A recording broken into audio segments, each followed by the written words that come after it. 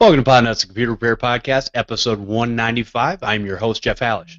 This is our live call-in show for computer repair techs. We answer your questions on running and operating your computer repair business. The call-in number is 1-888-697-0162. The Computer Repair Podcast is brought to you by FreshBooks, the simple pain-free invoicing solution for freelancers and small business owners. Try it free at freshbooks.com/podnuts. Let me introduce the co-hosts. We have Marvin Bee from MB Systems. How you doing, Marvin? Holla. And also joining us, we have Paco Lebron from ProdigyTeks. How you doing, Paco? Jello. You guys are hilarious. Chris is not with us today because apparently somebody dug in his backyard and pulled up his cable line, so he has no cable. I told him to call in, and we'll see if that happens. All right, so anyways, let's go ahead and talk about some tips and stories that we could help our audience with. And Paco, we'll start with you today. What do you got? So as everyone knows, I went to ChannelCon, which was, 2 weeks ago or so? And I think with Marvin and John, and I think the tip I have is whenever they have these type of events, definitely go out because you don't know the information that you'll get. And one of the big pieces was understanding that you have to have several offerings in your portfolio to be prepared to go out and help your businesses. So, the typical 5, again, is what we always talk about, but nobody really tends to sit down and think, hey, this is what I need to stick with, which are backup, antivirus, network solutions such as hardware and software, and security along with monitoring. So those are simply like some of the main five that we talked about. So it's more of understanding what your portfolios are and sticking with them. Okay. And did you get a lot of that information from CompTIA, or was it kind of reiterated with some of the talks that were going on down there? It's more the talks, and just bothering John every 10, 15 minutes as he was working when we woke up at 4 in the morning every day. But that was more of that. And then plus, the workshops did help and give some good insight on a lot of the vendors and products that are out there to really understand and choose. So what are some of the vendors and things that you chose to use for your business? So as everyone knows, I'm a Lenovo house, and one thing that after talking with them at their booth, they gave me a really good idea on how to develop recurring income on the services, and the services being their warranties. So we have a shop or a firm that we sold warranties for, and I never thought of thinking about extending them. And how we were talking about it and it was discussed, she gave me a great idea on reminders to do these extended warranties renewals. So that was something I never thought about. So Lenovo services was one piece I'm able to add on to my sales of Lenovo machines. Another vendor for networking is Arachnus by the guys over at Aisle 8, which we talked about last year, who has those nifty Watt boxes that allow for reboots if it doesn't detect any internet connection. So I thought that was pretty cool. So their routers and switches are pretty cool and integrate with another vendor, which I'm really, really excited about, which is the My Digital Shield, which essentially is the security piece. And the cool thing about them is they integrate with a lot of hardware manufacturers. So you don't really have to buy their hardware to use their service. Now, My Digital Shield is something that has basically antivirus and web filtering built in, correct?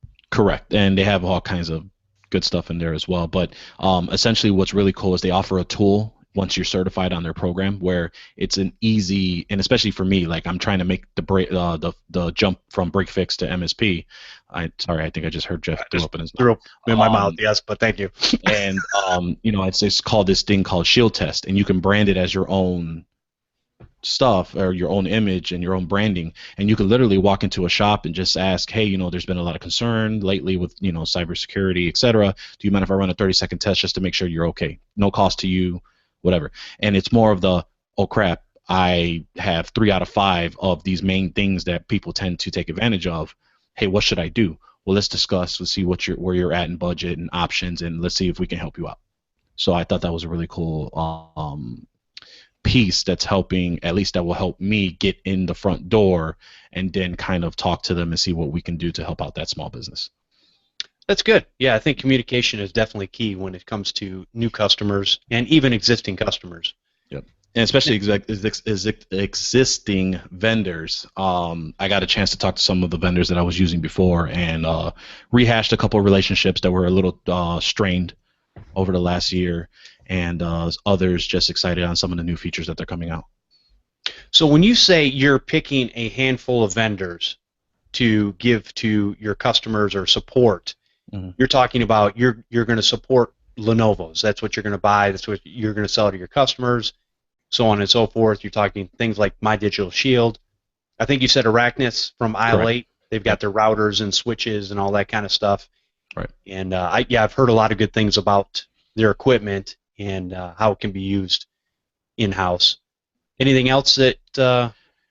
No, just a matter of the overall, this whole spiel is essentially when we all start out, we always try to like do what we can, get what we can get, establish whatever partnerships we get, and we tend to get overloaded. So, and that's how I did. I started out, I was partners with HP, I was partners with Dell, I was partners with Lenovo. I was partners with these 3 distributors. I was partners, and it got so, I had so many partnerships that it was to the point where I didn't know who to pick or who to offer when I had a customer in front of me, because they may have a preference, or I see that they had an HP. I can say, hey, we have an HP partnership, we can get you something. Oh, well, what's good right now? Right. Yeah. So now that I can say, hey, look, we're a Lenovo house, I know that I can get these refurbed machines. Oh, and that was another thing, and this actually I picked up from John, was having a good refurb vendor and having a good new PC vendor, because oftentimes the two may differentiate if you have them separately. Mine are separately. I have two refurb vendors, and I have one new one. So I'm using an eBay vendor that I've used for many years for refurbs on his side, and I'm also using Arrow Direct for my refurb sales, and you can open up an account with no problem with Arrow. And then for new, I'm using D&H for my distribution because they're right down an hour away in Bolingbrook, so I can get next day stuff if I needed to. Now, when you're talking about refurbs, are you doing Lenovo refurbs or refurbs? Okay, so you're still sticking with that. Okay. Correct. Yeah, I just needed a good source for Lenovo refurbs for those that, for example, one of the things that I changed in my process for the business is I'm no longer going to be doing any motherboard replacements. And also, if there are any jobs that come in where the job is going to probably meet close to the 300 to 350 range in labor and repairs, I'm going to go ahead and just basically offer the upsell of a more up-to-date Lenovo refurb in that price range and just transfer the data. Now, granted, I lose a little bit in labor. However, I gain a lot of time because now I don't have to wait for a part to come in. I don't have to spend there an hour, hour and a half to put everything together, test it out. If something else, if I misdiagnosed it by accident or something goes wrong, I don't have to deal with any of that mess. Literally, all I have to do is upsell them the machine, grab fabs, grab an image of the actual hard drive, put it on the new system, and kind of go from there. Yeah, I agree with you. It's amazing to me that even now that customers will want a motherboard replacement when I'm like, this machine's just not worth it. We can get you something that's more up to date. And some people are just in love with their machines, but I wholeheartedly agree with you. I always, and there's never a time that I don't try to talk the customer out of a motherboard replacement. But there are still probably 50% of the time where they go, no, but I just want my machine back. Okay. Right. So I'm actually at the point where I'm trying to figure out what's the best way for myself to finesse on, we don't do that type of repair. Right. Because I just don't, like, I've been bit so many times on just, and this last job really did it to me, and it was a referral from someone in the network that I got to the point where I said, I will never again do a motherboard replacement. That's it. That was the last one. Tired of spending the time, spending the effort, spending the funds. this is what it is, and exactly that. I resold her a referred machine. She's happy about it. We're actually trying to get it all set up on the new ThinkPad, or her refurb ThinkPad now, and it was essentially, it's half of what I would have got, but now I got a couple more jobs in that I can take care of at once versus staying with this one job for X amount of time. Very good. No, I like it. I agree with you wholeheartedly. That's definitely, that would be my preferred way to go in most scenarios. Yep. All right. And Mr. Marvin Bee, what things do you have to share with us this week? Well, first, Taco, I want to say I'm glad to see that you are getting to understand the value of time. That time can actually be more valuable than money in some regards. So, Indeed. And I also want to say is you don't really have to finesse telling a customer no. If you don't do it, just say we don't do it. You don't have to finesse that. Be simple, straightforward, and say, that's not what we do. Well, here's the thing. My whole thing is more of like, if I do the and it's part of the whole, like you said, it's the part of saying, hey, this is what it is, setting expectations, and saying no at the end. My whole part is I'm being romantic with the situation or the business, saying, hey, we're going to do this for $75, diagnose your machine. Hey, it's a motherboard replacement. We can do this for you. Oh, no? Okay, well, here's your machine back. Give us $75. Like, that's kind of my pull, and that's just something I need to get over. Well, just like relationships, you know, in the early stages when you're wooing a girl and you're doing all that, yeah, you want to be all romantic and stuff, but, you know, Jeff and I have been married for a while. We don't do that stuff anymore. You just lay it out there. Honey, I'm not going to do that. That's right. So I'll tell two quick stories because a lot of the other stuff I was going to bring up actually may fall into our main topic for today. Okay. So I'll give two quick stories. One happened yesterday. I was doing a new computer install for an office manager for one of my law firms, and he, of course, bombarded me with a whole bunch of stuff that their on-site technician had not done for them. And basically, he's one of the companies where there's a desktop tech that handles the little day-to-day stuff. I still handle the major server network stuff. And because this was the office manager, he won't let that tech touch his computer. So while I was there, he says, I need you to check this cubicle for me because we've been trying to get a computer set up there for a couple of months, and I think something's wrong with the cable. All right, so I walk over, and if you guys have been listening to me and talking about the network diagnostic tools to have with you at all times, you know, I have the big boys that I carry with me, but a lot of the times I leave them out in the van. And so the little link sprinter I have with me in my go bag. So I just pull that out, get over to the cubicle. There's 3 data jacks in the cubicle, and they have a cable plugged into one. So I just simply touch my link splitter to that, no connection. So we move the cable to the second one, no connection. Move it to the third one, connection.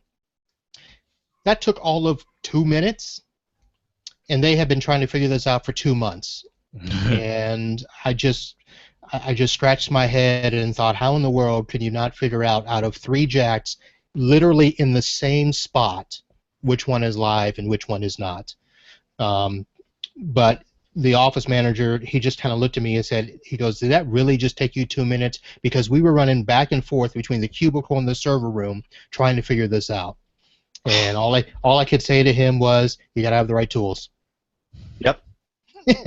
and you know, on top of his desktop installation, I charged him another $5 for using my tool. That's that. The second story is kind of along the same lines of not just having the right tools, but picking the right vendors. And a customer, they're not really mine per se. I got them because one of my clients moved in with them for a few months, and because I went there, he wanted me to support them, so I did. But then he left, and they still wanted me to support them, even though I really didn't want to. Bottom line short is, They had switched to Office 365, but they went through a vendor that I tried to tell them not to go with.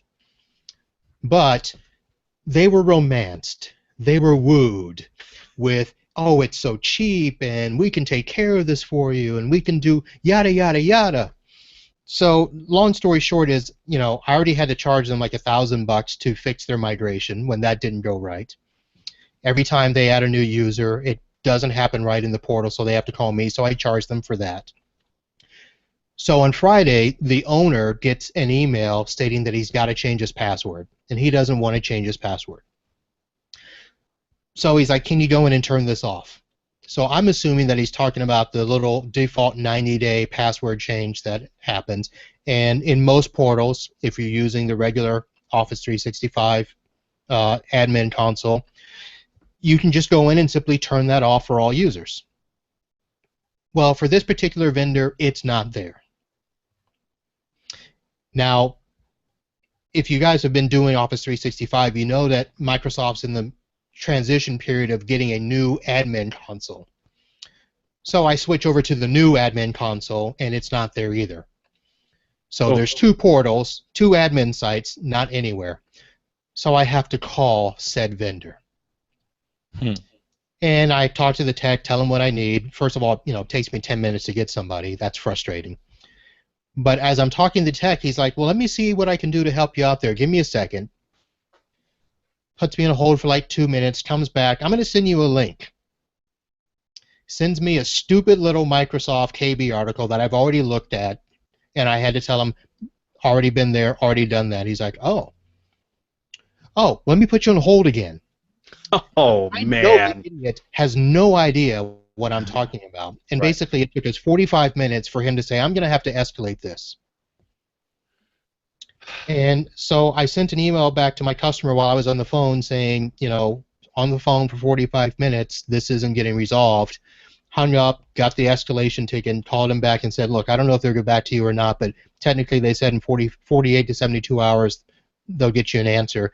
And this is where I basically said, I'm billing you an hour for my time, my research time for this. If you had gone with me on the original suggestion, we wouldn't have to be doing this. So, yeah, it's an hour's, available time that I get, but this is where frustrating hours I don't like, even if I'm getting paid for them. I don't like to have to go through unnecessary frustration. So this is a customer that I don't know how long I'll have them, but I'll probably get rid of them at the end of the year if they don't switch over to all of my preferred vendors. So because the hassle factor is just too much. Yeah, exactly. We're in the business of telling our customers what they actually need because let's face it, the reality is the customers really don't know. And somebody might tell them something, and we'll probably get into this discussion a little bit later with the main topic, but cost is always a factor with a lot of people, yet it really shouldn't be in a lot of situations. Well, I don't mind cost being a factor, but you have to consider not just the cost today, but what's the cost tomorrow? Exactly. What's the cost a year from now? And that's probably the hardest thing to get across to these people is, yeah, you're getting a savings today, but anytime we got to do something down the road, you're going to have to pay. Right. So, Taco, what's your saying? Pay me now, pay me later? And actually, in that sense, they wouldn't have actually had to pay me. They'd have paid the right vendor. Right. They would just be moving along and taking care of stuff and wouldn't have to pay me. It's the actually, I think it was one of my old sayings, the Fram oil filter commercial from way back in the day. Yes. Pay me now or pay me later. But no, I think I know what he's talking about. He's either pay your dues now or pay double later. Ah, there you go. Actually, it's usually a lot more than that. Well, yeah. I'm trying to keep it in the shows, I'm trying to, Right. I was like, I couldn't remember what that saying was, but yeah, no, got it. I got you back. All right. So let me go over a couple things. So we had some interesting things going on. But one of the first things I want to bring up is supporting the Podnutz network. Now, the reason I'm even bringing this up and even saying this is because, quite honestly, for the last however long I've had this system installed, I thought when I would use the Amazon link for podnutz.com/Amazon that it was actually supporting the network. And what I failed to realize, even though I save it in one of my tabs and I put in podnutz.com/Amazon, at some point I had either changed it, had been on another page of Amazon or whatever, and didn't realize that everything I was buying was not actually going through the Podnutz network. So in the course of talking to Door to Door Geek, the owner of Podnutz, I said, "Hey, check on this. Do you see this?" And he's like, "No, I don't see that." And I'm like, I look at my tab and I'm like, maybe it's not reading the right thing. So anyways, when you save a tab to support the show or support Podnutz, you're type in www.amazon.com podnutz.com/Amazon. And what that will do is that will give you the HTTPS www.amazon.com/ and it'll be something like this: $tag equals Podnutz -20. I don't know why that is, but anyways, the keyword you're looking for in that is Podnutz. So when you first log into Amazon, and I did a test on this to make sure that it worked, when you first log into Amazon, when you're first opening that tab, you want to double check before you actually go to and search for something in Amazon, because it's going to change the link that's at the top. But you want to make sure initially that it says somewhere in there Podnutz after the slash. So if you guys could do me a favor and make sure, if you are supporting the show in that way, you're buying products, things we buy all the time, because a lot of us, we spend a lot of money on Amazon. And I understand there's other groups out there that you might be supporting, and that's perfectly fine. But I just wanted to let everybody know, if they think that they might be supporting Podnutz, but it comes down to the point that they're not, that's kind of a bummer. So I just want to give that information out there. When you log in, when you first look at that link, make sure that it says somewhere in there Podnutz after the Amazon.com, and you should be fine. I think there's a cookie or something that's kept in there for maybe 30 days or something, and then it's reset. So I'm monitoring mine now to see if it automatically resets. It shouldn't, since I have it saved, but things happen to the tabs, and maybe you go redo your tabs or something like that when you're opening a web browser, and when you redo those tabs, maybe you didn't make sure that that one tab was pointed to the link that you wanted it pointed to. So anyways, a little commercial there, and definitely check that out. I had an interesting time with my car last week, and the reason this is computer related is because my Microsoft Sync stopped working with my phone. And it didn't just stop working. My phone kept disconnecting anytime I tried to play any of my podcasts, any audio or anything through the phone. And when I was pressing my sync button, which is basically the communication to the car to play something from my phone, it was the speaker wasn't, or the microphone wasn't even picking me up. So you say things like Bluetooth audio, which is something I have to say in my car for it to go to my podcast player, and I say play, and it plays whatever I have loaded up there. Well, I did a master reset in the console on the car of the Bluetooth and all that, and of the sync system, and reinitialized my phone, put the Bluetooth in there, and did all that, and it still wasn't working. So here's what I did. I did what's virtually called a hard reset for any type of computer. I went and unhooked the battery cable, left it for 10 minutes. I came back, hooked the battery cable back up, got in the car, resynced my phone, and it works perfectly fine. So if anybody runs into that problem where they have some sort of audio system, just remember, and I was reading some things online that make sense to me, just remember these cars have so many computer systems in them. And really the main computer brain of the car that deals with the air and fuel mixture and all that kind of stuff, and the stuff that's dealing with your sync and different things like that, they're basically computers. And they do have weird things that do happen to them over time, and sometimes you might actually have to go and do a hard reset. So, anyways. That's very interesting. The only question for you is, didn't they discontinue the sync? No, it's not. I don't think Microsoft is doing it anymore. I think they changed over to, it's Sync 3.0 now or something like that. This is still the the Microsoft Sync. I think it's the 2.0 or something like that. I've had the first version, the second version. New version, I think, was after 2016 or something like that. So I don't know what they're going to, and I don't know. A lot of people don't realize this, but when it comes to vehicles, everybody complains about the automobile industry and how they can't keep up with technology. And quite honestly, unless they change how they do business, it will never keep up. Because if anybody knows anything about making a car or designing a car, you're looking at things that are 5 to 10 years down the road before it ever hits the pavement. Right. And because of that, the technology you're looking at is 5 to 10 years old. And that will never change unless we get something, and here's the rub, unless we get something that can be upgraded on the fly. But now everybody's afraid of that because they're like, whoa, wait a minute, you can take over my car. I'm going to deal with my 1967 Chevy Impala, whatever. And that's fine. So there's a balance there, and I'm not sure exactly where it comes down to, but it's not a perfect system. And I know everybody wants it to work, but the reality is we've got a long time.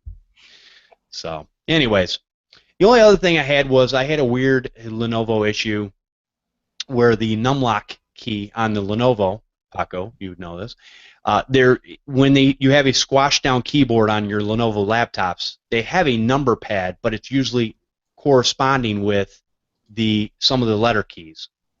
And right. So if you hit function numlock, it should turn it on or off. Well, this one was stuck on, so every time they would try to type something, it was typing in numbers instead of the letters. So what I ended up having to do is I just did the old standard. I went into the BIOS, and what I did was I turned numlock off. Okay. And solved the problem.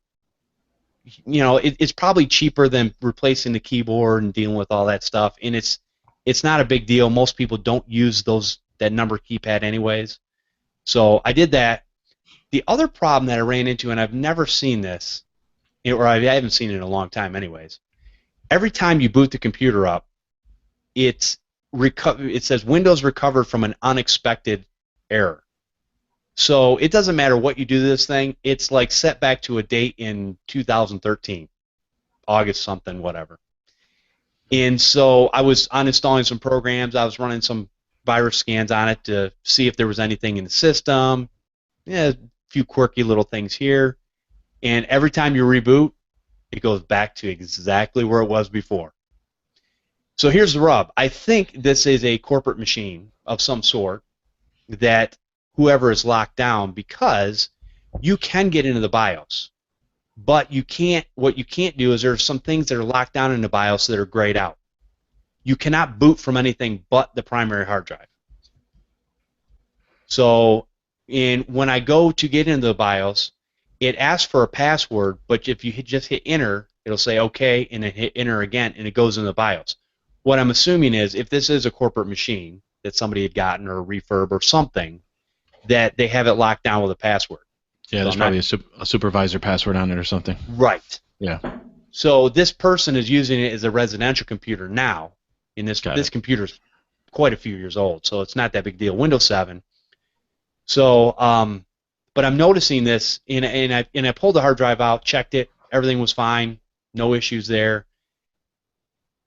I don't know what's going on, but I can get the recovery console to come up, and I could redo the system. So now it's just a point of talking to the customer and saying, hey, do you want me to go in and try to do a system recovery on this, back your data up, and move your data back? So that's kind of one of the things I'm dealing with this week. But I've never seen one that's gone back to the exact same spot every single time. So, anyways, interesting, new one for me.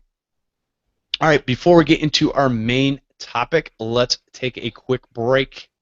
Our show today brought to you by FreshBooks. It is the simple cloud accounting solution designed for small business owners to painlessly send invoices, track time, and capture expenses. Save time. For most computer repair shops, it's the very thing that always seems to be in short supply. Tons to do and never enough time to get it done. The good news is our friends over at FreshBooks feel your pain and have created something to help you reclaim some of your precious time and be more productive. FreshBooks has created an amazingly simple invoicing solution for small business owners who need to focus on their work and not their paperwork.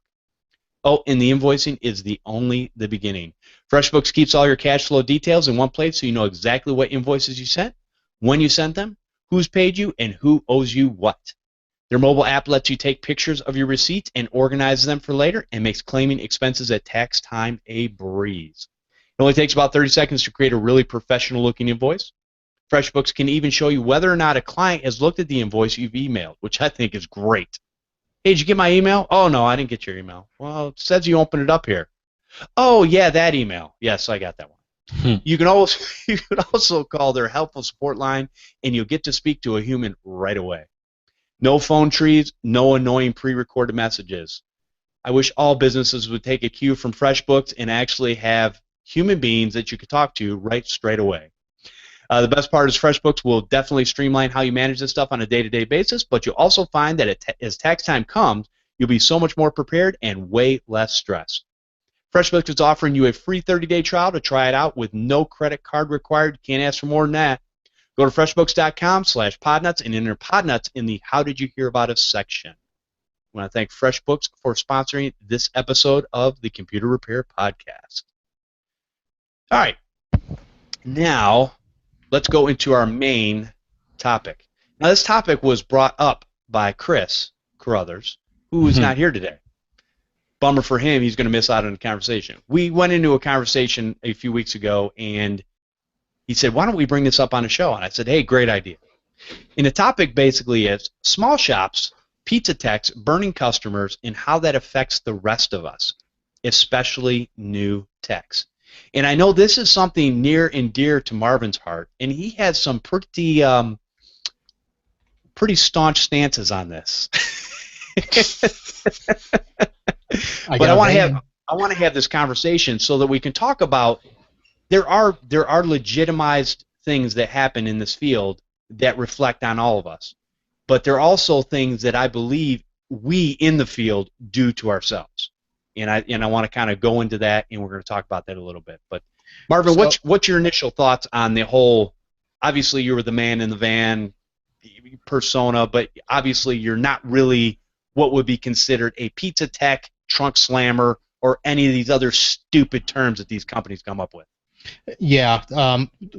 Before I do that, I was wondering if you could give us a little snapshot of what Chris probably brought up that sparked this conversation, so that we can make sure we're at least touching on, your discussion from a couple weeks ago. That's a good point. Basically, what we were talking about is he was saying that how some of the people out in the industry, and you could call them pizza techs, you can call them whatever, but even legitimate businesses are doing their customers wrong, and either by not offering good support, kind of just, it almost goes back to the story you were telling where a tech basically couldn't find a problem to a cable to fix it. And so for 2 months, this company's sitting here going, yeah, we can't put anybody in this cubicle. You come by 2 minutes, yeah, it's this one, let's fix that, boom, there you go. And so there's a lot of times where, here's my thing. If you don't know something, you don't know how to fix it, call somebody who does. Pay somebody else to come in and take care of that. Know your strengths, know your weaknesses, and don't just look at it. The answer should never be, I don't know. Because quite honestly, if that's your answer, I don't know, then go do something else. So get a job at McDonald's and flip some burgers. Let me interject. I think we're looking at two different things here, right? We're looking at the techs that don't know what they're doing and they're just flying by night and just acting as if they do. And then there are the ones that are so green that they believe they're doing the best that they can, but it's not really best practices because either they haven't done the research ignorantly, or the fact that they are simply just doing a workaround because they know it should be A, but they know they can probably achieve the same thing with B, and they're kind of just doing a Band-Aid scenario. So which one are we really talking about? Are we talking about the ones that are maliciously doing this, or the ones that just have not taken the time to educate themselves properly? I don't know if anybody is maliciously doing anything, to be honest with you. I think a lot of people get into this business, and Marvin will attest to this, that just go, hey, I can do this too. I lost my job. I'm going to do this. I'm going to start my own computer repair business because I love computers and I work on them and I do all this stuff. Now, I think there's both scenarios. I think even with the other scenario you painted with people that are green, okay, there are things that we all have done and can do to band-aid a problem. The point is that problem should never stay band-aided. You need to go in and figure out what it is. Get them up and running, but Right. you need to go in and figure out what it is you need to do to permanently take care of this problem, or it keeps cropping up over and over and over again. So I think there's legitimate things on both sides. You have people that are out there that they just don't care. I'll put it this way. Malicious or not, they don't care. They're just out to make a buck. Well, that's what definitely That's what I'm referring to as malicious. They just don't care. They're just in it for the cash. But then and quite honestly, out of literally hundreds and hundreds of technicians I've talked to, I've never met any of those. I don't know people that go, I just don't care. So Wait a minute. that's Wait a just minute. me. You say that on some of these shows that you don't care. Well, I don't. I was gonna I can say say that, but I didn't know how this was gonna steer the conversation. But I mean, So yeah, so Paco's right. We've got a couple of different areas, and so I think there's one area of, if we're talking about techs just starting out, techs that are green, there's a issue in our industry where it is too easy to just simply call yourself a computer tech. And Agreed. that's one of the problems we have, where there is no real industry standards. Yes, we have certifications. We have A+, Network Plus that we tell everybody to start with. We've got MCSA, MCSC, CCNA. We've got all those certifications, but we all know that a lot of times the customer does not care. And part of the reason they don't care is because they don't know that they need to care. Yeah. They find out that it costs them $150 to call somebody to fix something, but yet, hey, how is it that my neighbor's kid can fix it, and not have to charge me anything? And that's a problem that we run into. And part of that is a entire DIY culture that we have right now. Yeah. The difference is there's no regulation for our industry. Right. If somebody wants to fix their home and not hire a licensed contractor, they can run down to Home Depot or Lowe's, buy the materials they want, step outside, and find some contractor standing on the lawn saying, hey, you need me to install that for you? Right. And they'll pay that person $10, $15 an hour as opposed to the $50 to $75 for a real contractor. And our country has accepted that. Right. Now, the only time it becomes an issue is if somebody goes to sell that home and they get it appraised and it doesn't appraise for what they thought it would because of shoddy workmanship or because it wasn't, permitted properly and it has to be redone. The difference is there's penalties that can happen in that industry. In our industry, there's really no penalties. Right. If a tech screws up, okay, all right, call somebody else. There's no legal recourse to go after that tech as there is in the contractor industry. I know in the state of Florida, there's a registry where you can go and complain about contractors, and you can literally go and sue them. I don't know if that's everywhere, but you can't do that with computer tech. So that's one part of our industry. Right. I think some of the other parts are the technicians that have been doing this and don't want to do anything standardized, Right. which, they'll buy the cheapest part to get it done. Right. And they won't basically try to do the right thing for the customer and listen to the customer and find out what it is, not just what they need right now today, but like I said earlier, what is it that we got to do today that's going to work tomorrow and going to work a year from now? So that's a part of it. There's so many aspects of this. The biggest thing that I always fight against, because I'm in the middle. I, for all practical purposes, am back to being a solo tech. I've had technicians working for me. I've had a company, with employees, and for the most part, customers see me as a single tech. And they'll ask, why should I go with you? What makes you any different than this company down the road? They've got 10 techs, so, if they need to help me, they can send any one of those 10 guys. Sometimes I have to look at the customer and say, not necessarily. Those 10 guys probably have no clue about your line of business application. For a lot of my law firms, I do have a niche specialty where I can say, I've worked with this software for 15 years. I know it. Yep. That company down the street doesn't. All they want to do is get you on a monthly plan to update your systems, check your antivirus, and that's needed, but what's going to happen when you can't bill? Yeah, they'll come in, but all they're going to be able to do is get on the phone with your vendor and try to figure it out, whereas I can provide that service that they cannot. There's going to be both sides to that argument. Sure. Absolutely. If something's down at 10 o'clock at night, that company may have 24-hour support. I don't. Although for the right customer and the right price, yeah, I'll return a call. So there's those things, but I think it really comes down to the perception of the industry, the perception of techs, all of us working together to do the right thing. And that means properly licensing your business. Getting with your city and state governments to sign up as a legitimate business, sign up to pay your sales tax, property tax, work with proper vendors and distributors, so that one of the things that I think that helps me get a lot of business is I can tell people, look, you're not just relying on me. I'm backed by Microsoft because I'm a Microsoft partner. I'm backed by HP. I'm an HP partner. I'm licensed to sell SonicWall, Ruckus. These are products that they may have heard of, they may have not, but they also know that, look, it's not just me supporting them. If we need to go get bigger help, I can go get it. Or if they need to call them without me, they can do that.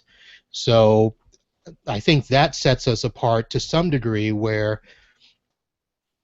forgive me, Jeff, but part-time techs who don't do this, and really, to be honest, it's not for residential customers. I think that residential customers aren't the ones that worry about this. It's the business customers, that need that real network support day in and day out.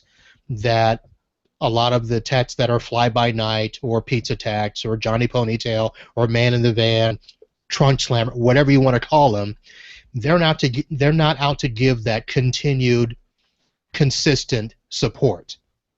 I am.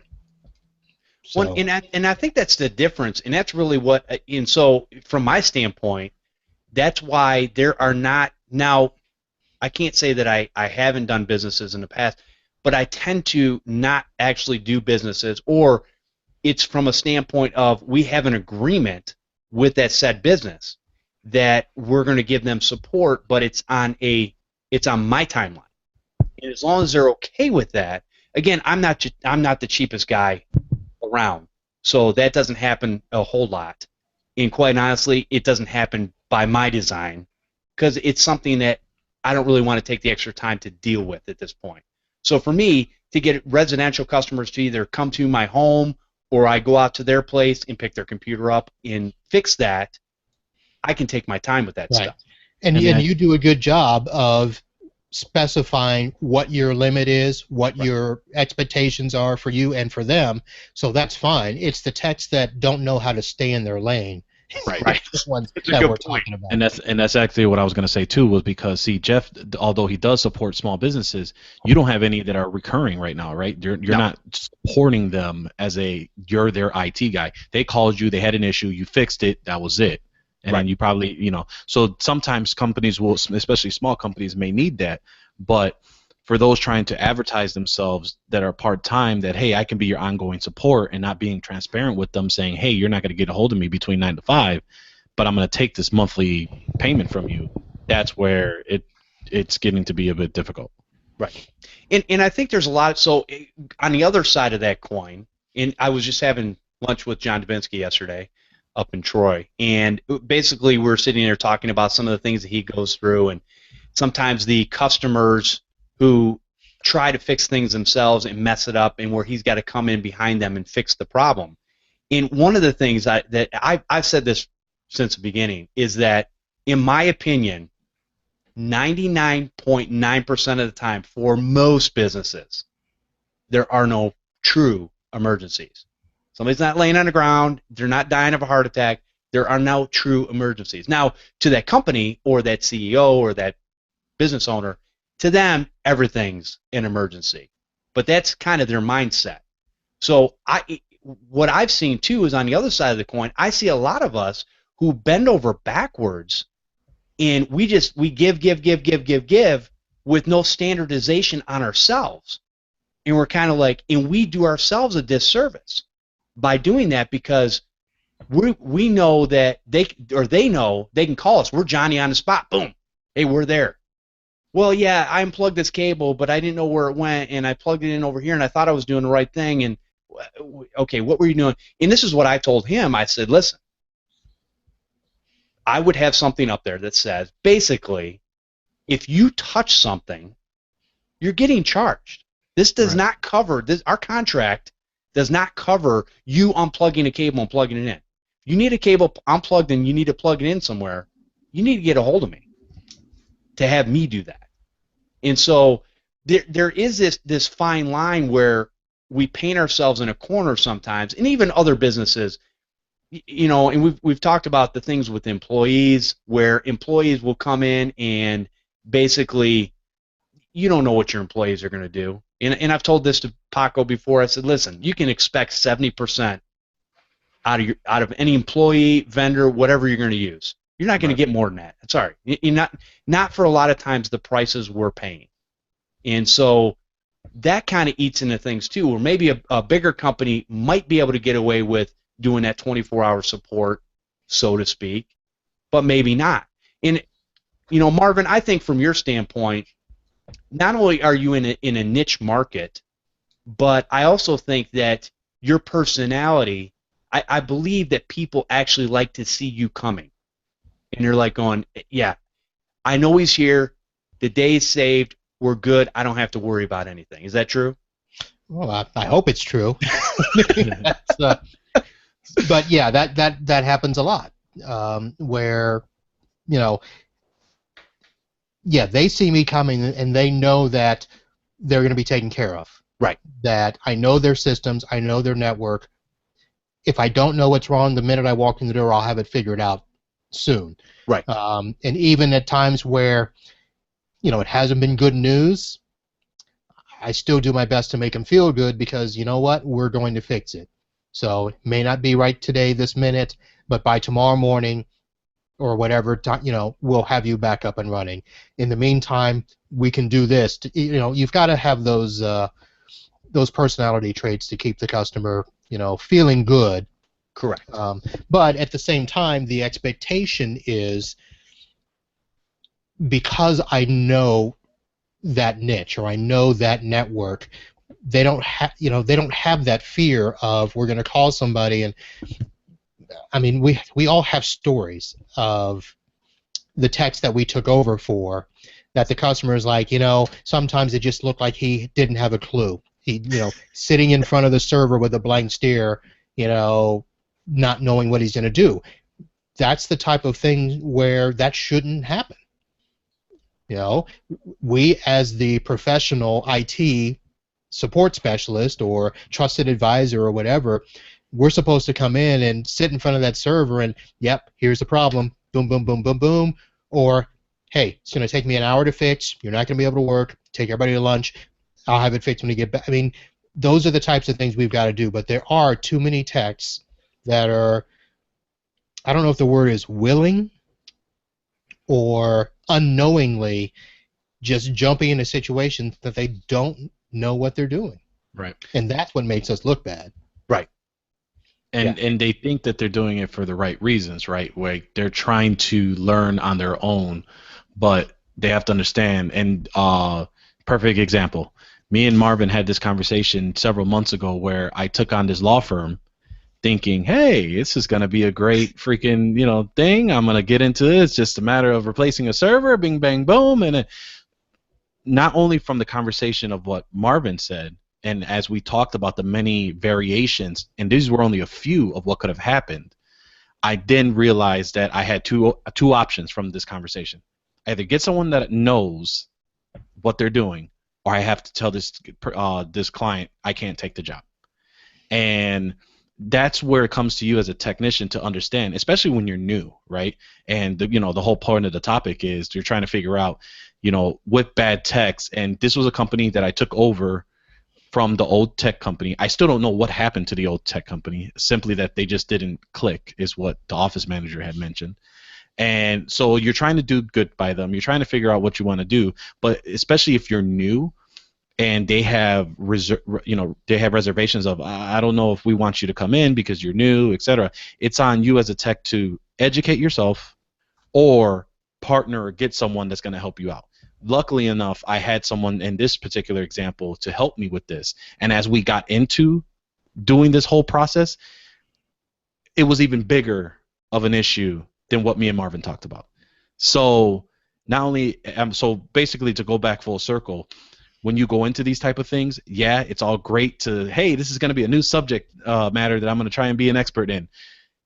It's just not that easy to just learn by fly by night. Yeah, everybody can nuke and pave a computer, but when you are absorbing or adopting an infrastructure that you're going in blind, you just can't go in willy-nilly thinking you can fix it without any education or prior knowledge of what that is. Well, and here's the thing, too. I have not done a server migration since 2003. I mean, server 2003. That's what we're doing. That's what we're doing right now. And then, holy cow. Well, and the thing is, but even so, obviously you've had other iterations, 2008, 2012, so on and so forth. Right. Different versions, all that kind of stuff. Here's the thing. If I was going to do some sort of server migration, I would not do it by myself.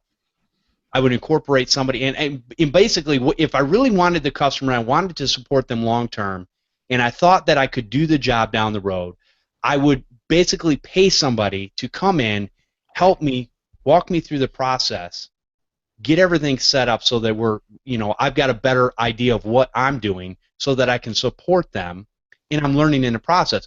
Maybe I don't make a dime off of that customer, but here's a lot of people, man. It's like, oh no, I need my beer money.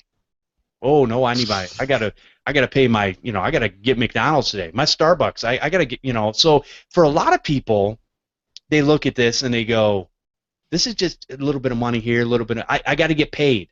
No, well, are you looking at the short term, which I'm afraid that a lot of people actually do, or are you looking at the long term? I want to have this business for a long time. This is not something I'm going to do for a couple years and go get a job at XYZ company. Well, even though, and so there's that point, and then there's the point of what I was looking at is, hey, this will be a learning experience. But yes, as me and Marvin talked about it, is this really the client that I want to make sure that I learn from?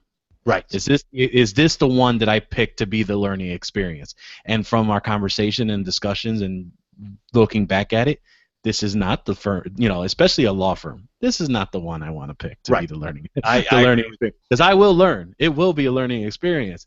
And that's why being able to prepare, and exactly like you said, I mean, this job that we had, I would have made a pretty good. I mean, this is probably the biggest job that I have taken on as far as monetary wise, but I only made half because I did have to hire someone else that knew what they were doing to be able to do this. Now, in the long end of it, now I have someone that I can go to and I can take on these type of jobs, and now I can better assess these type of projects moving forward.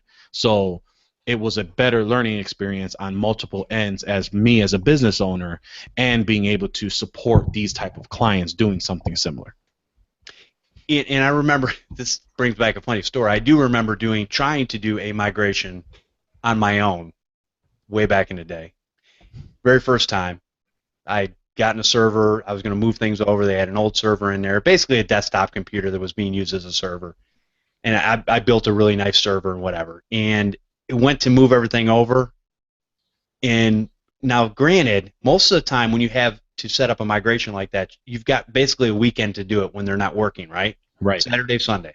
Right. And sometimes they do take all weekend long. You got to, allot time for that. But in this scenario, it had went so wrong, lost internet connection, and I just screwed so many things up that I'm like, could I have figured it out? Yes, within a couple weeks. But the thing is, that customer couldn't have been down for a couple weeks. Right. So I at that point I learned, I said, you know what, if I don't know what I'm doing or I'm not sure, I'm going to hire somebody else to come in and help me on these different situations, and we'll go from there. And even if I've got to hire that company to come in there and support that, because here's the thing. Now, even from Marvin's standpoint, he's what he would call, if you look on his website, he's a network specialist. That's what he specializes in, is networks. He specializes in the communication between servers, internet, workstations, everything working together, software, so on and so forth. And so that's his expertise. Now the reality is, if he needs a workstation hooked up, he doesn't necessarily have to do that. He can hire a contractor to come in, set up a workstation, put the parameters in, and then he goes in, he remotes in, he finishes everything up and gets it going. It's not that he can't do it, but maybe there's scenarios where he doesn't need to do that, and he can have somebody else do that. So again, going back to time and everything, he's taking the time to use his time wisely with different people and making it work best for him, where he's not jumping through hoops on doing everything himself. Would that be fair? That's absolutely what I do, yeah.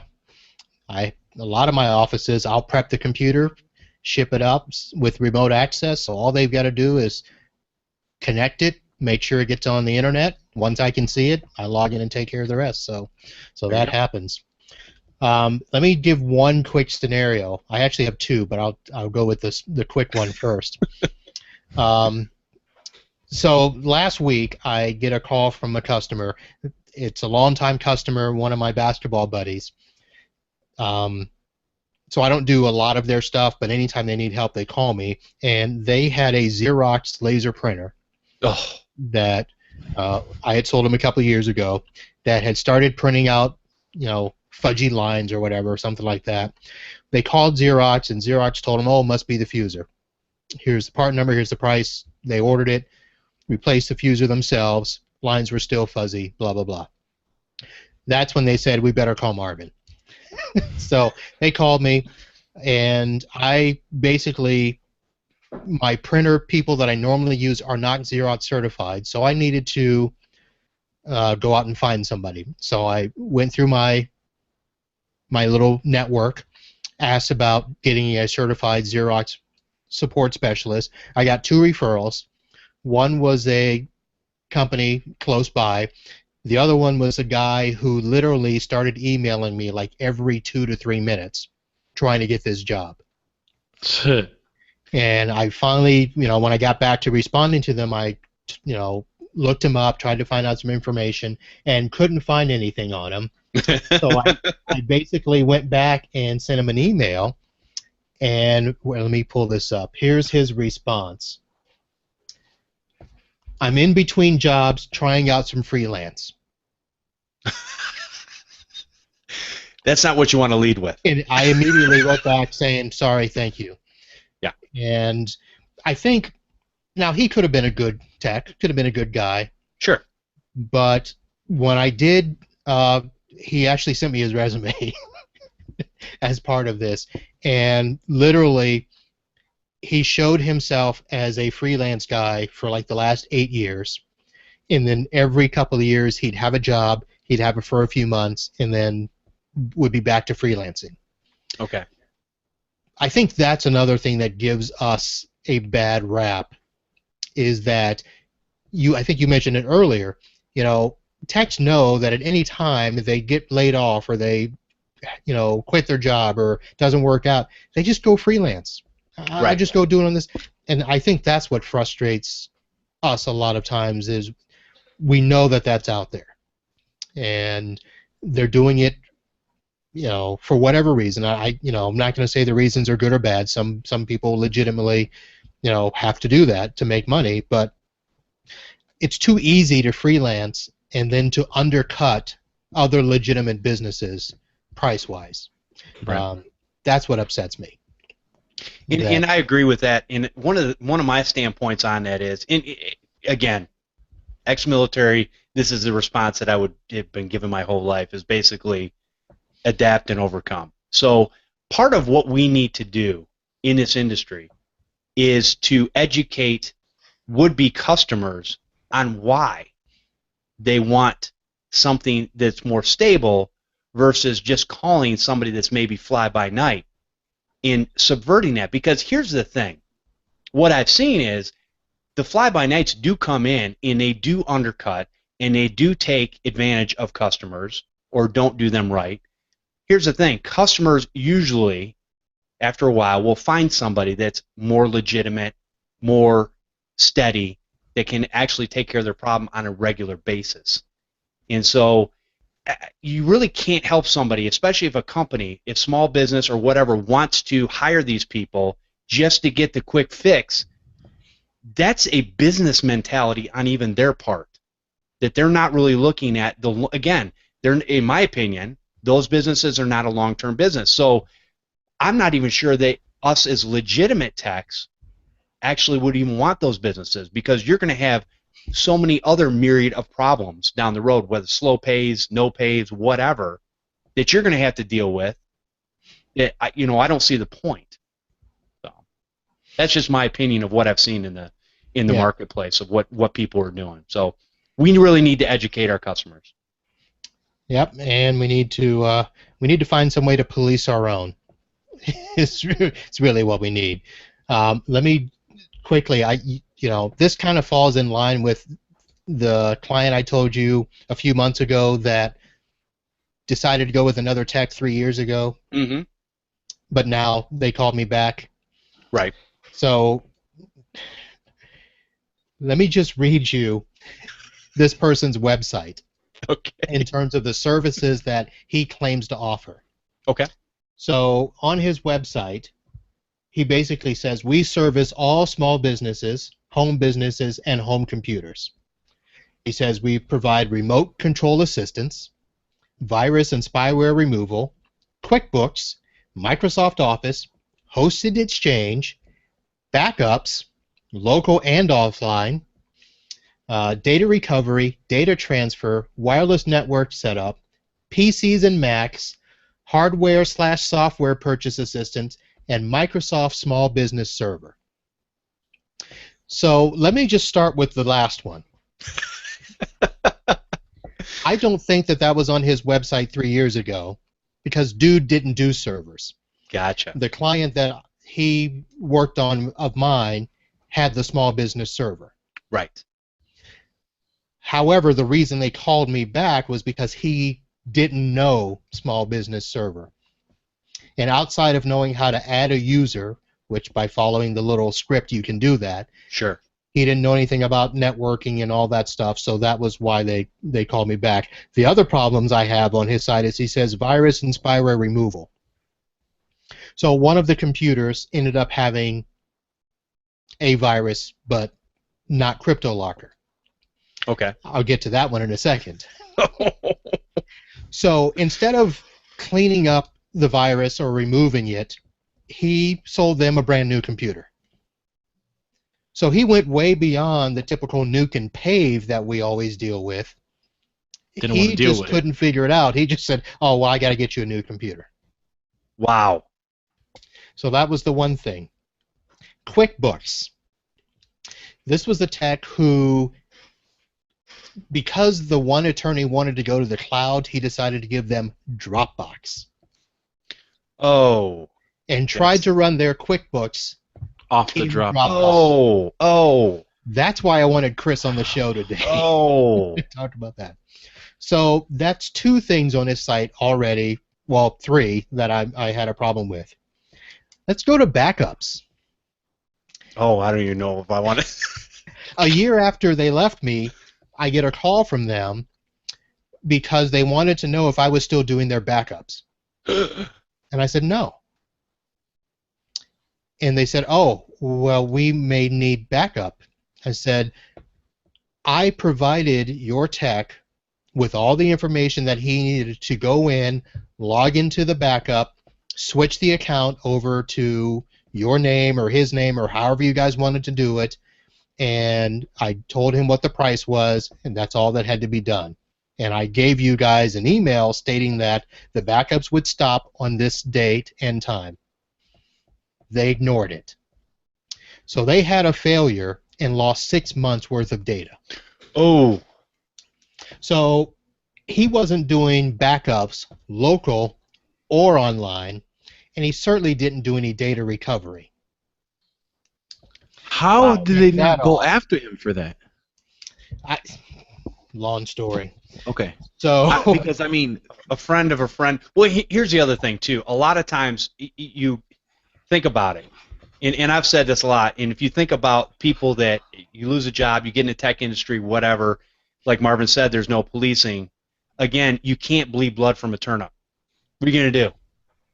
You spend all this time and energy going after them, and what are you gonna get out of it? Most of the time, nothing. Jail time? Yep. No, not even that. I mean, think about it. Who? Again, Yep. I mean, nothing. So, yeah. So need I go on? So that's who they went to. Not mentioning the fact that he removed a Sonic Wall router. Right, and I remember you telling us that. Right. Removed a managed gigabit switch to put in a cheap little 10100 switch. Oh my gosh. And a D-Link router that he went and bought from Best Buy. Sorry, I didn't mean to say big box store names. All right. Oh, good. And so, you know, this is a guy who, this is his website. He's been doing this since 2003. But yet, one of the other reasons that they left is because dude was always traveling because he was more interested in being a marathon runner than being a technician. Gotcha. And again, and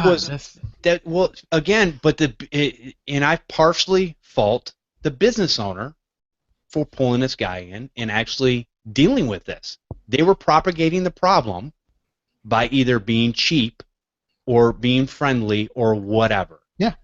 And so, but now, see, that's what I'm saying. Everything always comes back full circle. So now you've got this customer back. You can take care of them properly. And yeah, unfortunately, it's a hard lesson for a lot of these companies to learn. And until they're bitten, and usually a couple times, they do the same thing over and over again. Right. So, yeah, and you're right. What recourse do they have? I mean, yeah, they probably could have taken them to court on some stuff, but, you know, down here in Florida, it's something where it's not done. Yeah. I mean, the amount of time and money to go after people, they just choose to, you know what, we'll suck it up and move on.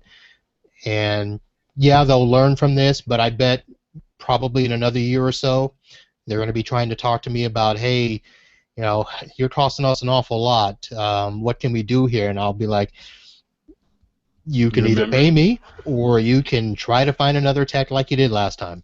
Right. Yeah, exactly. That's a good response. Because anybody that I refer them to is actually going to cost more. Yep, exactly.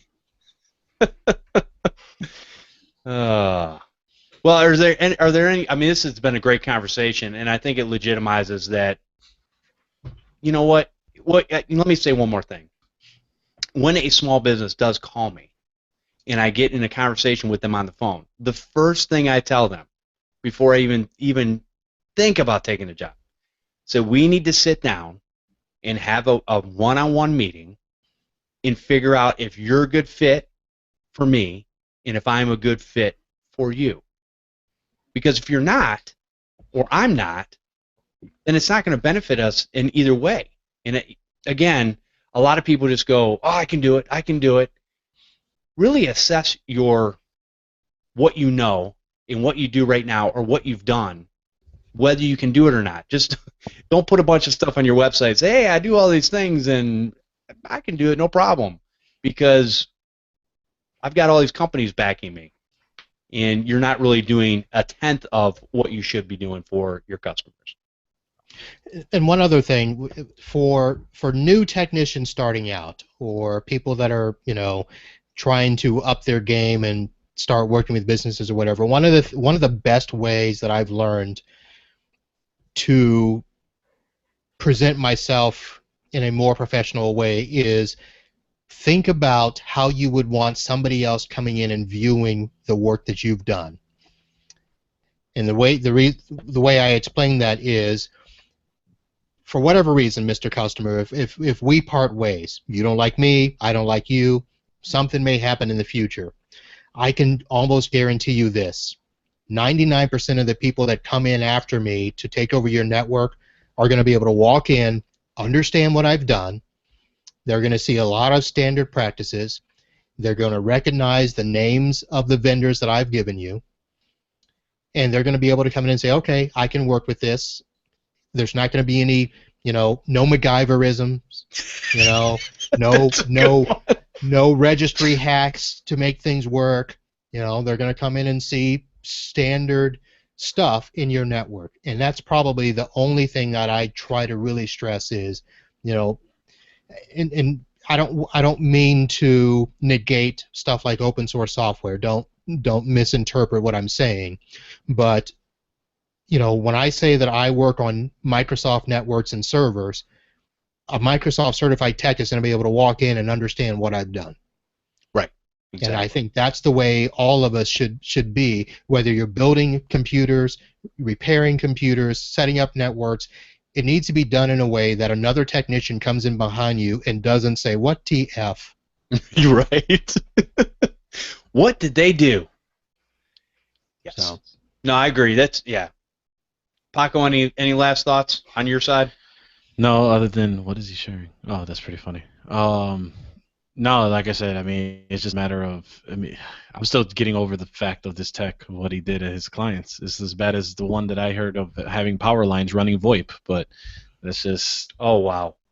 Yeah, several power lines on different outlets, didn't want to run cable, just router in the other room, and apparently they're having problems with the network going down. But hey, oh, no kidding. Well, VoIP's finicky as it is. So, no, it's just like I said. It's a matter of, it's a big topic for me because when you're new, like I said, I was doing this for probably God knows how long for residential, and until I got the resources or learned about the resources, I got better in 2 years after that than the previous X amount of years that I spent. So it's just one of those where you have to want to educate yourself. You have to want to go out there, and especially for new techs that are really trying to figure this all out, you just got to go where the education and value is going to be, because until you can establish and gain those skill sets, you just kind of flying by night and trying to figure it out as it goes is going to probably hurt you a lot sooner rather than later. Yeah, especially if you're in this for the long term. And right. Really, if you're doing this, you should be in it for the long term of whatever that means for you. And if at some point that you do want to get out, you should still legitimize the things that you do. Yeah, just don't shut down overnight. Give some enough. Okay, we've already talked about that. let it go, Paco. Let it go. Still upset about that. Anyway. It still stings. Anyways, we went a little bit over on this portion of the show, but I think it was well worth it. And we're going to read a couple emails. And if you guys want to, we've got about 15 minutes left or so. If you want to call in, you have a comment or you have a question, and now would be the time to do that. Our callers are standing by. Okay, so anyways, let's go into a couple of quick emails. And what's that number, Jeff? It is, I've got the wrong thing up, don't I? Wow, look at that. That must have been from another show. Let's see if I can. Who want to call in. Yeah. Yes, the number is 1-888-697-0162. You should have this programmed in your phone if you're a technician. All right. So, anyways, there's up on the screen now. Okay. So this is from Kevin Klug, and I thank you that he gave me a way to pronounce his last name, because I would have probably messed it up. I've actually talked to him as well on my show. Hi, Jeff. I can't remember if it was on Podnutz or Podnutz Daily, but there was a guest on it that mentioned a chat service they were using on their homepage that allowed a customer to speak to them directly, and even had the ability, if I'm remembering correctly, to pipe the messages to their mobile device, kind of like Grasshopper. Just wondering if you or one of the other fabulous co-hosts, yes, they are fabulous, aren't they, remember what I am talking about, or can possibly direct me back to the appropriate podcast. You really need someone to make parsable transcripts for each of the podcasts like Steve Gibson does with Security Now. Ha! I'm just joking, but not really. Pretty sure you're probably thinking right now, I'd rather stick a fork in my eye than make transcripts of these conversations. Yes, that is true. Okay, one last thing I want to bug you about. Would you ever consider putting the podcast videos up on iTunes or some other means that I could download them with my podcatcher without YouTube? I understand there's always the premium for hosting video, so I would say either make it available to your Patreon supporters or a PayPal donation. Let me know if I'm just ignorant and have missed this altogether. Thank you, and keep up the good work. Thank you, Kevin, for the email.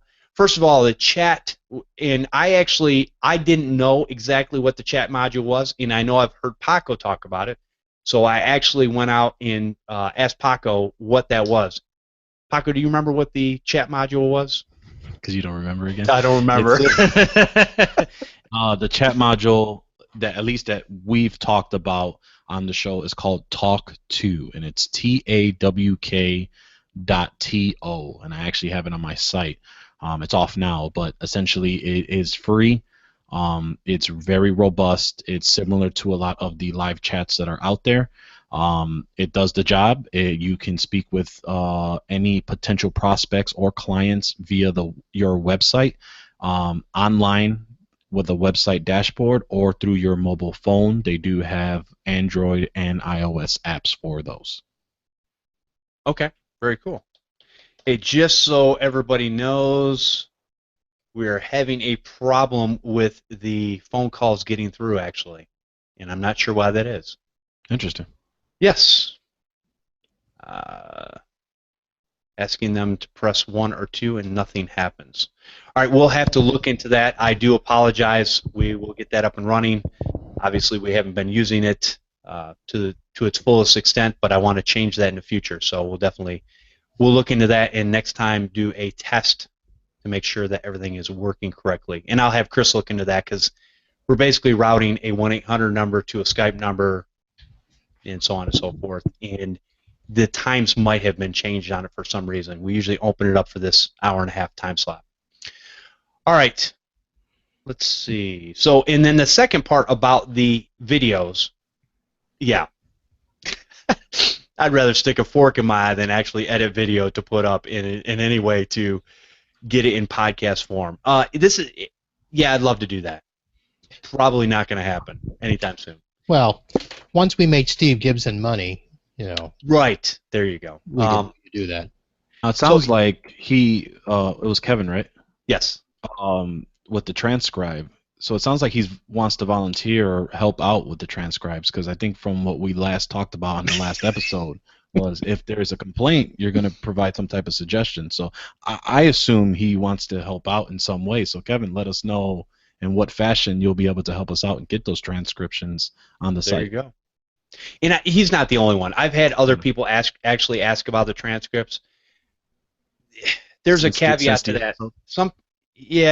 There's you can't do it automatically. Right. Even if you do the first initial version automatically, you still have to have somebody that actually transcribes it manually. A stenographer. Yeah. So, but as far as the videos, yeah, that would take I would have to edit the video, and I would have to upload it, and I'm not sure all the costs involved as far as holding those videos, and I'm not sure. And this is coming from me, I virtually listen to all my podcasts in audio format. I never have time to sit down and watch a video, even though I'd love to. I just don't. So from my standpoint, we could do that, I'm sure, at some point, and figure all that out. But it would take more work on my part, which is probably not going to happen because I need to work less. But yeah, definitely duly noted. I do understand, and there are some people that would love to do that. I wish YouTube would come up with a way that you could basically stream it or somehow download something, especially stuff that's not being ad-driven, which our stuff is not. Download it to your phone to where you could watch it right from there or listen to it without it actually burning your screen up. I was actually just searching for it now. I believe their YouTube Red subscription may do that, but I have to double check. Okay.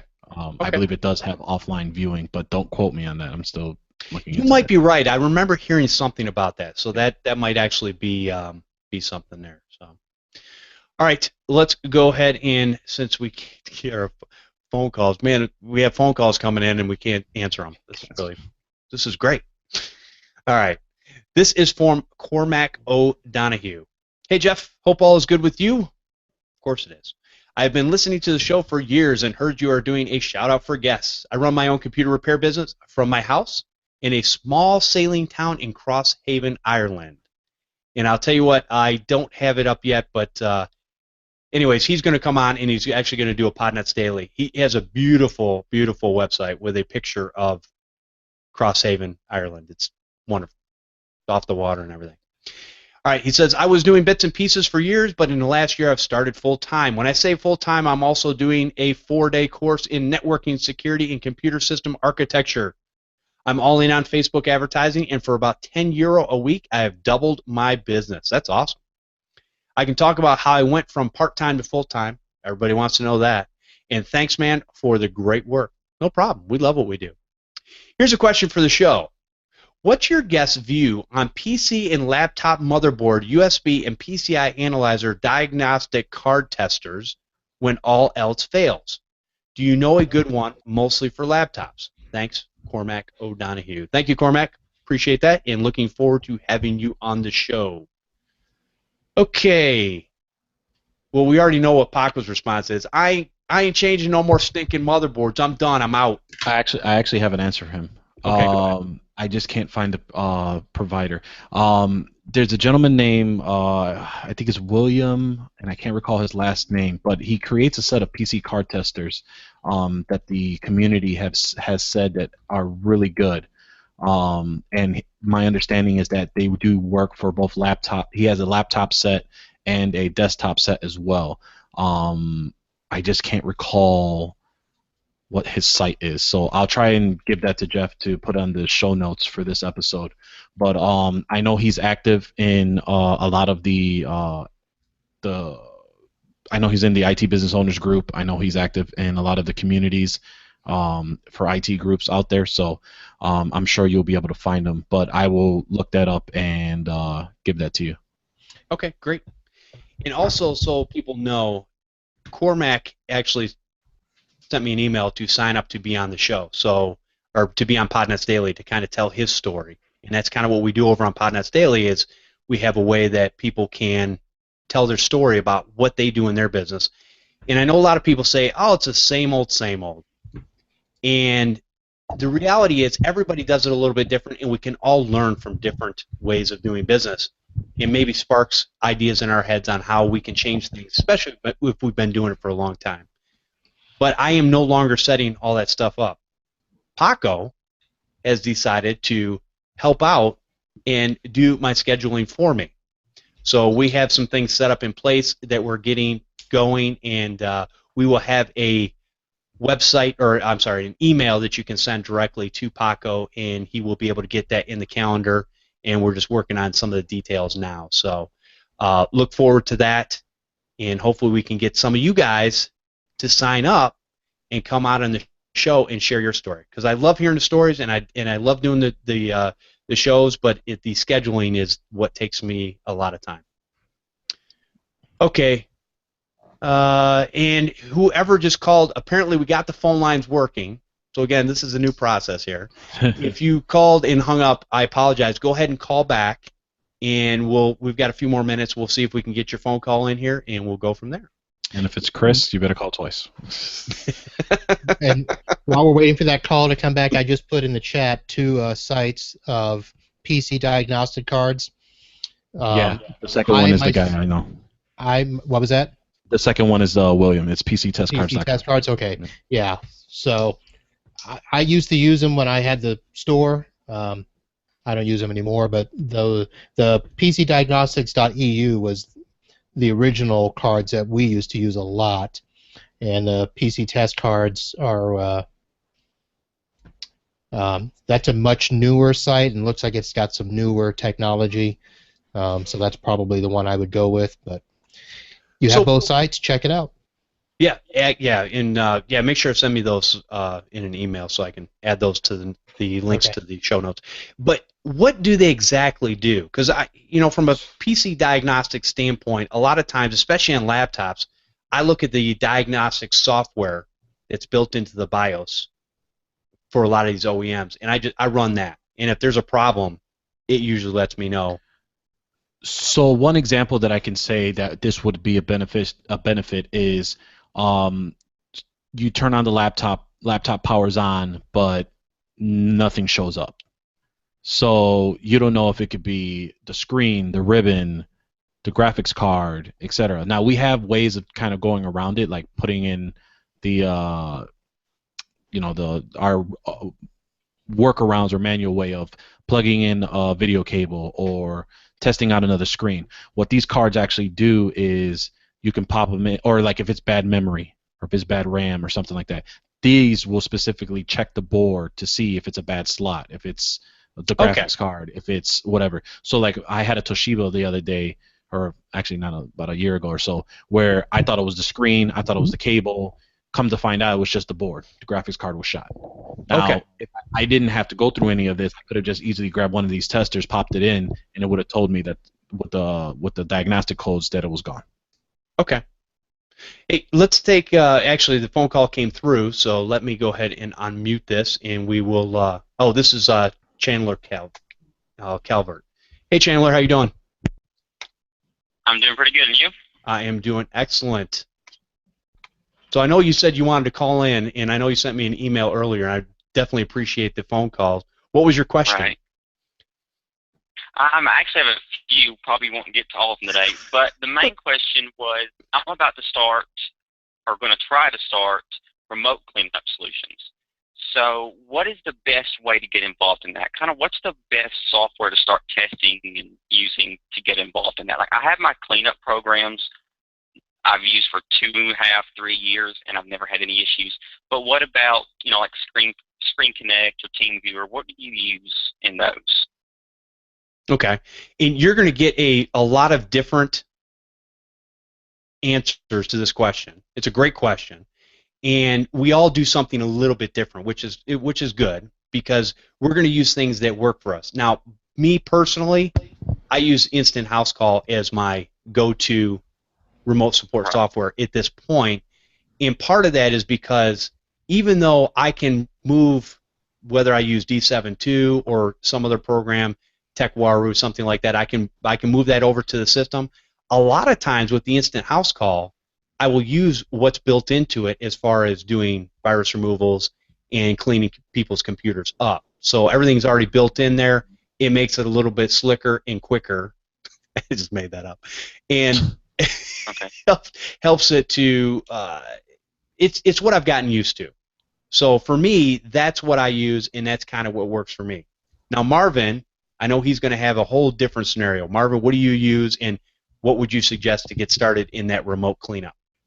Well, I've actually got a few. When I first got started, I used GoToAssist, but basically the bottom line now is because I'm doing a lot of remote management, I'm actually using TeamViewer, which is built into my remote management tool. So that's one that I'm using that works pretty well. I'm also using LogMeIn because I've got a couple of customers that's what they're on, and it gives me the ability to let them do some things with their techs in-house. And then I also have my own remote support appliance called RHub, R-H-U-B. And I'll grab the link and put that in the chat, and then Jeff can put it in the show notes. And that is an actual appliance that you can have yourself on site that you can do remote support with, you can do training with, you can do conferencing along with that. So depending on what your focus is going to be, if you're just going to be doing remote support and cleanup, to be honest, you probably want to start with Instant House Call and the integrated D7. Maybe the next step would be to purchase your own license for D7, and integrate that into, one of the other tools, that gives you more features if you decide to go that route. But Instant House Call is probably not a bad place to start with the integrated stuff. And you can still add your own on top of that. What was that? Go ahead. The reason I had mentioned Screen Connect and TeamViewer was because I do use Repair Shopper full time at my brick and mortar store. So, and those integrate, which is the only reason I mentioned those first. But I did know you used Instant House Call. Okay. Yeah, and nothing wrong with Screen Connect either. I know a lot of techs that use that. So, it's probably going to come down to a preference for you. Which one do you like better? Which one, you feel, the interface working better for you, and all that stuff. And I would definitely, most of these come with a trial. So try one for a month. Okay. They'll give you 15 days, 30 days, whatever. Go ahead and try them. And even if you're just in your own network, remoting into a computer that's across the way from you, and go, okay, hey, I like how this works. Now understand that sometimes when you're remoting into a broken machine, things are going to vary, but that's going to be with all of them. Sometimes you might get disconnected, different things like that. But learn how to use it before you actually use it on a customer, and then try it with a handful of customers. Go in and just do maybe a cleanup of sorts and see how everything works. You'll find that, as we've all done, we run certain tools and all of a sudden our connection is lost because the tool we had actually closed the connection down, and we did it to ourselves, but you learn, I'll never run that again. Exactly. Paco, how about you? All right. So I guess I want to make sure I understood the question correctly. Are you saying that you haven't picked a remote software yet, or are you using one and you're just looking to try and help automate and streamline stuff? I haven't. Basically, most of my customers, 90% of my customers are residential, and actually, I've been on the Podnutz daily, and we're 80-90% cell phone repair technicians. Okay. But we're seeing a whole lot more computers come in, and we're migrating over to that. So I want to also start implementing remote management also, whether it be in my own hometown, state, or just kind of go ahead and get started on the expanding and have the knowledge when we're ready to do it. Oh, gotcha. Chandler, didn't you hear computer repair is dead? I know, right? So is cell phone repair in the next 2 years. Yeah, so I would so like for us, we're using from our RMM system, we're using TeamViewer for all the residential clients that we manage, and we're offering that as kind of like our virus protection plan is what we're calling it. And then for our on-site or on-demand one, our on-demand ones, we're using Instant House Call as well.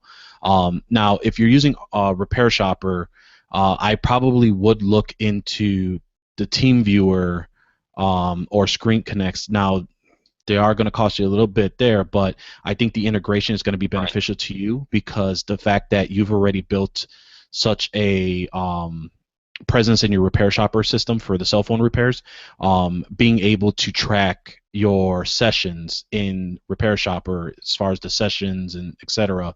And each ticket, that's going to probably prove to be beneficial. I haven't tested the Screen Connect integration, but I have used the TeamViewer integration, and it works very well for that. Okay. Great. Well, Chandler, I hate to do this to you, but I think it's a great opportunity. I think it's a great question, and it's definitely something that takes answering from different perspectives. But what I would do is I would encourage you to continue to call back in the future and ask further questions on whatever comes up in your business and whatever things you're thinking about, because that's really what we want is people calling in and asking those questions to engage. So I definitely appreciate you coming on the show and actually calling in today and asking that question. Well, I appreciate you taking me on. No problem. All right. Well, you have a great rest of your day, and we'll probably see you next time. All right. Thank you. You have a nice day. Bye. Bye. All right. I think with that, since we're a little bit over time, but that's fine. Everything went perfectly today, and thanks to our call screener, Mike Cooley. And let's see, Paco disappeared on us. Yes. Okay. No, there's a bunch of stuff going on over here. I'm trying to. No, figure no it out. problem. No problem. All right. Uh-huh. You don't have the FBI, knocking down the door or anything, do you? Not this time. Okay. Not this This is a true story, people. I'm not making this stuff up. Anyways. Yeah, that, because of that one. Yeah, but anyway, another time. But anyway, so yeah, you can reach me either on ProdigyTeks.com or you can catch me over at yfncg.com. I am the co-host of the Computer Business Podcast. Comes out every 2 weeks, and essentially we talk about everything to help grow your computer business. Yeah, man. Yeah, excellent show. Him and Matthew Rodella do that show, do an excellent job over there, so definitely subscribe to that one. And Mr. Marvin Bee, where can people find you at? You can find me over at mbsystems.net. All right.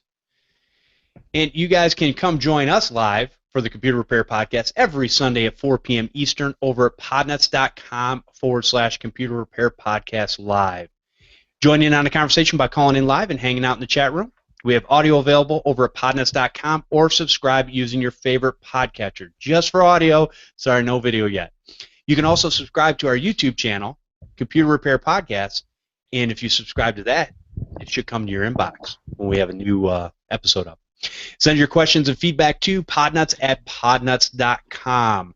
Leave a voicemail at 1-888-697-0162.